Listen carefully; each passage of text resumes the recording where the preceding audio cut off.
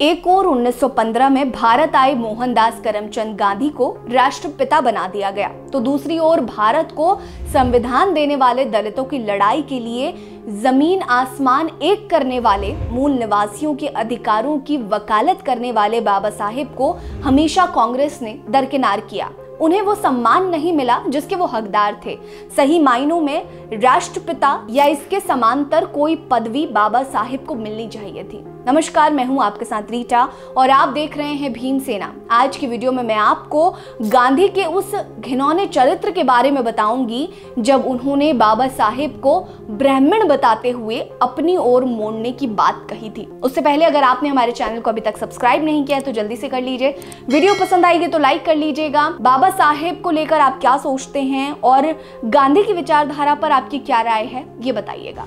दरअसल गांधी बाबा साहेब को उच्च जाति का समझते थे। दलितों के लिए बाबा साहेब के प्रयासों से गांधी असहज होने लगे थे, क्योंकि गांधी भी स्वयं को दलितों का हितैषी मानते थे।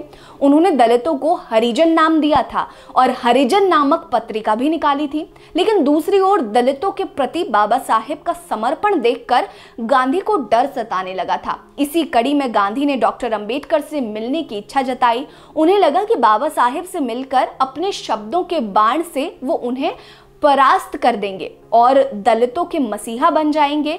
लेकिन गांधी के अरमानों पर बाबा साहेब ने ऐसे पानी फेरा कि गांधी कुछ सालों के लिए दलित विरोधी बन गए थे। ये बात है 1929 की, यानी प्रथम गोलमेज सम्मेलन से ठीक पहले की। बाबा साहेब ने खुद बीबीसी को दिए इंटरव्यू में इस बात का खुलासा किया था। उन्होंने कहा था कि मैं 1929 में पहली बार गांधी से मिला था और एक कॉमन दोस्त के जरिए मिला था, जिन्होंने गांधी को मुझसे मिलने के लिए कहा था। गांधी ने मुझे खत लिखा कि वो मुझसे मिलना चाहते हैं, इसीलिए मैं उनके पास गया और उनसे मिला। ये गोलमेज सम्मेलन में भाग लेने के लिए जाने से ठीक पहले की बात है।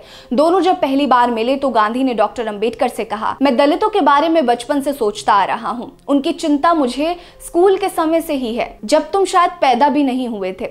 इस पर बाबा साहेब ने जवाब देते हुए कहा था कि दलित होने की वजह से आज मेरे पास खुद का घर तक नहीं है। मुझे जीवन भर जातिगत भेदभाव का सामना करना पड़ा है।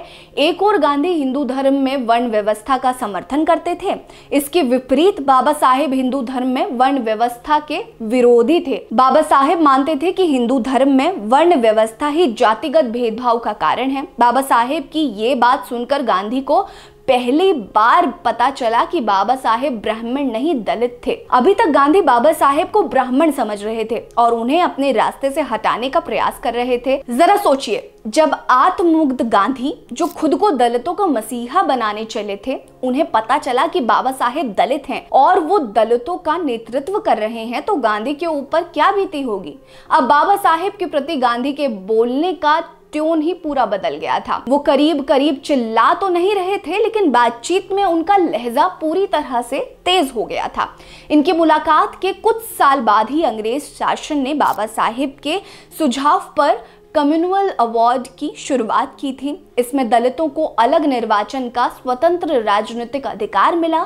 इसके साथ ही दलितों को 2 वोट के साथ कई और अधिकार भी मिले। 2 वोट के अधिकार के मुताबिक देश के दलित 1 वोट से अपना प्रतिनिधि चुन सकते थे और दूसरे वोट से वो सामान्य वर्ग के किसी प्रतिनिधि को चुन सकते थे। बाबा साहेब का मानना था कि दलितों को 2 वोट का अधिकार उनके उत्थान में बहुत बड़ा कदम साबित होगा। लेकिन जैसे ही दलितों का मसीहा बनने का सपना देख रहे गांधी को ये बात पता चली तो वो इसके विरोध में उतर आए। बाबा साहेब ने काफी मशक्कत करके इसे पास कराया था, लेकिन गांधी के विरोध के कारण पूरे देश में चिंगारी भड़क उठी।